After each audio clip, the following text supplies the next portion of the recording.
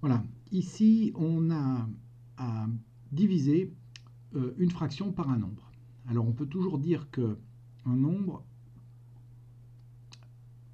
c'est aussi une fraction. 5, c'est la même chose que 5 sur 1. Autrement dit, 2 tiers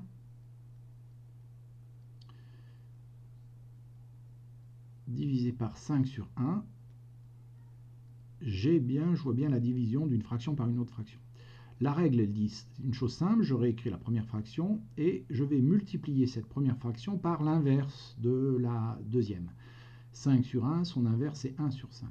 Et là, j'obtiens une multiplication. Je regarde si je peux simplifier les numérateurs ou les dénominateurs entre eux. Ce n'est pas le cas, donc je vais faire les opérations. Donc 2 fois 1, 2 sur 3 fois 5, 15. Si je m'intéresse à la suivante, j'ai un petit peu le même principe, c'est que j'ai aussi une fraction que je divise par un nombre qui est négatif. Donc au lieu d'écrire moins 4, j'écris une fraction à la place, moins 4 sur 1, et je vais pouvoir faire le calcul en transformant la division en multiplication. La seule chose ici, c'est que je m'intéresse, puisque c'est une division au signe, avec la règle des signes, on n'oublie pas. Deux signes négatifs, c'est pair, donc le résultat est positif. Ce que je vais avoir à faire, c'est 5 septièmes que je multiplie par l'inverse de 4 sur 1, c'est-à-dire 1 quart. Il ne me reste plus qu'à faire le calcul. 5 fois 1, ça fait 5 sur 7 fois 4, 28.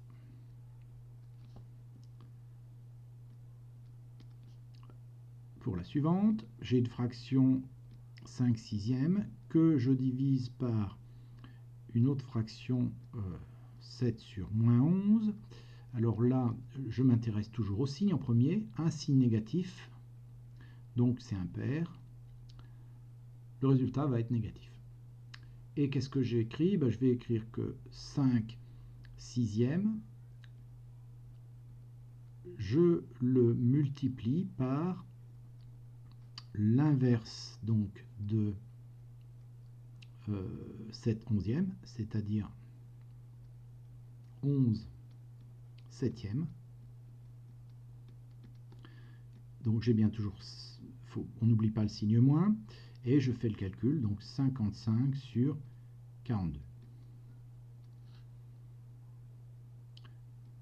Pour le D, un nombre divisé par une fraction, je transforme directement ce nombre en une fraction, et j'ai directement écrire la transformation, donc je vais diviser par 8 sur 1, l'inverse de 1 sur 8, et je peux multiplier donc les numérateurs entre eux. 8 fois 8, 64. 64 sur 1, bien sûr, ça donne 64. Je fais le E. Là, on a donc moins 3 demi divisé par moins 5 septièmes. Je m'intéresse au signe toujours. Deux signes négatifs, le résultat est positif. Donc je vais transformer 3 demi multiplié par donc l'inverse de 5 septièmes, 7 sur 5. Hein, le signe est réglé déjà. Il ne me reste plus qu'à faire les calculs. Donc 3 fois 7, 21 sur 10. Enfin, 1 dixième divisé par moins 7 sur 9. Alors, soit le moins, je le mets au niveau de la barre de fraction, mais si je le mets au niveau du numérateur, ça m'évite d'écrire les parenthèses. Je sais que le résultat, ça va être négatif, puisqu'il n'y a qu'un seul signe moins. Et donc, je vais avoir 1 dixième sur multiplié par 9 septièmes. Le résultat, ça va être moins 9 sur 70.